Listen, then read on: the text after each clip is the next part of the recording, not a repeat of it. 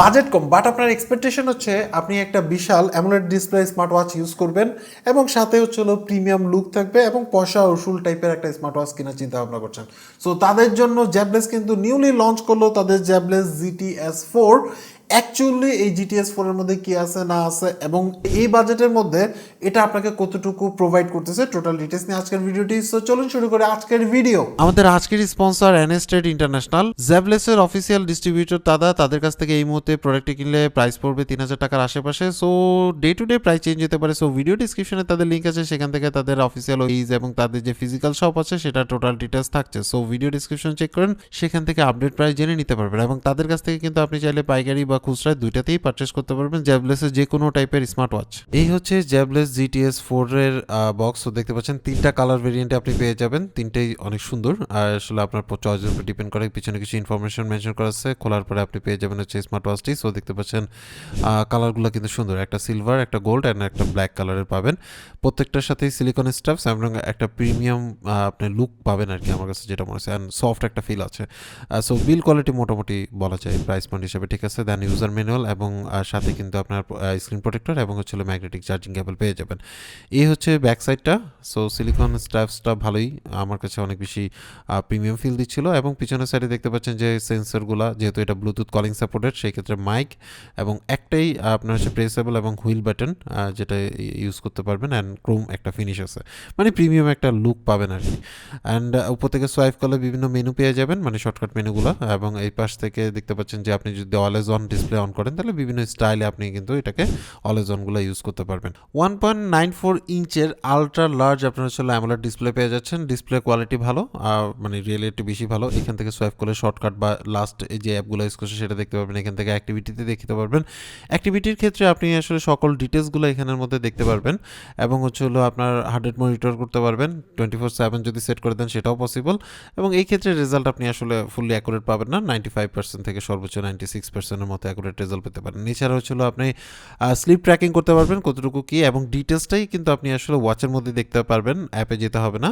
এছাড়া হচ্ছিল আপনার ওয়েদার যদি ফোনের সাথে কানেক্টেড থাকে, দেন মিউজিক কন্ট্রোল এবং আপনার যে শর্টকাট বা আপনার যে মেনুগুলো আছে সেগুলো আপনি এখান থেকে কাস্টমাইজ করতে পারবেন। এখান থেকে টেলিফোন অপশন থেকে আপনি কল করতে পারবেন ফোনের হেল্পে, মানে ব্লুটুথ কলিং সিস্টেমটা এটার মধ্যে আছে এবং যেটার কোয়ালিটি মোটামুটি ভালো বলা যায়।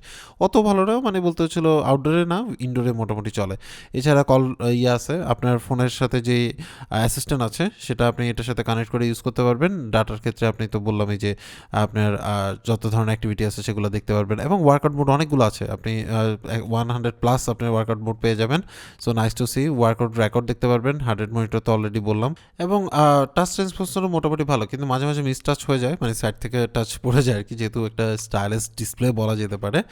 এবং হচ্ছে হলো আপনি এখান থেকে ওই যে মানে আপনার যে স্লিপ ট্র্যাকিং আছে সেটা করতে পারবেন, ব্লাস্ট ডে কতটুকু অক্সিজেন লেভেল আছে সেটা করতে পারবেন। এটাও 95% to 96%-এর মতো অ্যাকুরেট রেজাল্ট পাবেন। দেন হচ্ছিল নোটিফিকেশনগুলো দেখতে পারবেন, ফোনে যতগুলো অ্যাপ আছে সেগুলো নোটিফিকেশন। আর ওয়েদার আপডেট আছে সেটা ফোনের সাথে কানেক্ট করে দেখতে পারবেন। দেন হচ্ছিল মিউজিক কন্ট্রোল করতে পারবেন, ভলিউম আপ ডাউন এবং হচ্ছিল নেক্সট প্লে পজ এগুলো পাচ্ছেন। ব্রিদিং অপশন আছে, দেন স্টপ ওয়াচ আছে, তারপরে হচ্ছে অ্যালার্ম আছে, বিজনেস কার্ড যদি আপনি সেট করে নেন অ্যাপ থেকে সেটা পসিবল। দেন হচ্ছে ক্যালেন্ডার, ক্যালকুলেটর, ফাইন মানে আপনার হচ্ছে ফোন, এইসব অপশনগুলো আছে, মানে সবগুলো অপশনই মোটামুটি পেয়ে যাবেন। আর তাদের যে অ্যাপ আছে সেই অ্যাপের সাথে কানেক্ট করে আপনি আসলে এই যে ডাটাগুলো আছে সেটাকে আসলে ব্রড আকারে দেখতে পারবেন। যদিও আমার কাছে মনে হয় যে অ্যাপটা একটু বেশি আপডেট করা দরকার, খুব লিমিটেড অপশন।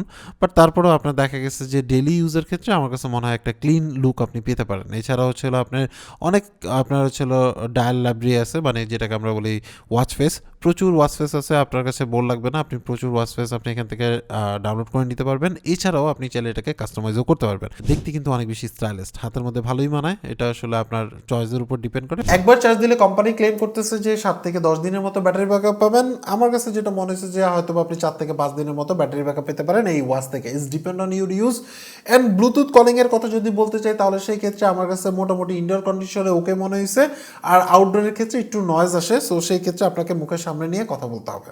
এবার হচ্ছিল এই ওয়াচের ভালো দিক এবং মন্দ দিক। ভালো দিকের কথা যদি বলতে চাই, এটার মধ্যে কিন্তু আপনি একটা বিশাল ব্রাইট একটা হচ্ছে হলো আপনার ডিসপ্লে পাচ্ছেন, যেটা দেখতে স্টাইলিশ এবং প্রিমিয়াম একটা ফিল পাবেন, এবং স্মুথ ইউআই হওয়ার কারণে আপনি আসলে এটাকে সুন্দর নেভিগেশন করতে পারবেন এবং আপনার স্মার্ট ওয়াচের সাথে ইউজ করে আপনি সকল ধরনের নোটিফিকেশন দেখা, তারপরে কল রিসিভ করা, মানে এক কথায় হচ্ছিল স্মার্ট ওয়াচের যতগুলো ফাংশন আছে সেটা কিন্তু আপনি আসলে এই ওয়াচের মধ্যে পেয়ে যাচ্ছেন। এছাড়াও বাজেট অনুসারে আমার কাছে বিল কোয়ালিটি ভালো মনে হয়েছে এবং প্রিমিয়াম একটা ফিল পায় এবং হাতের মধ্যে মোটামুটি ভালোই কমফোর্টেবল আমার কাছে লাগতেছিল। আর যদি একটু কমতি দিকে বলতে চাই তাহলে সেই ক্ষেত্রে এটার মধ্যে যে সেন্সরগুলো ইউজ করেছে সেটা পুরোপুরি প্রিমিয়াম লেভেলের সেন্সর না, মানে আপনি হচ্ছিল ফুললি অ্যাকুরেট রেজাল্ট পাবেন না। নর্মালি আসলে ওয়াচের ক্ষেত্রে অ্যাকুরেট রেজাল্ট পাওয়া যায় না, বাট আপনি আসলে এক্সপেক্ট করতে পারেন 95 থেকে 96% মতো অ্যাকুরেট রেজাল্ট পাবেন এই ওয়াচের ক্ষেত্রে।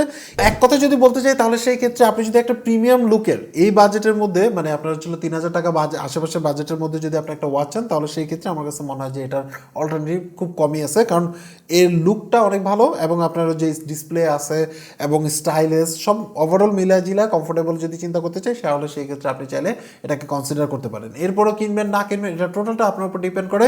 আমি জাস্ট হচ্ছে এই ওয়াচটাকে আপনার সাথে ইন্ট্রোডিউস করে দিলাম। সো আজকে এই পর্যন্তই। অ্যাকচুয়ালি আপনার কাছে এই স্মার্ট ওয়াচটা কেমন লাগছে সেটা অবশ্যই কমেন্টস করে জানাবেন। সবাই ভালো থাকবেন, আল্লাহ হাফেজ।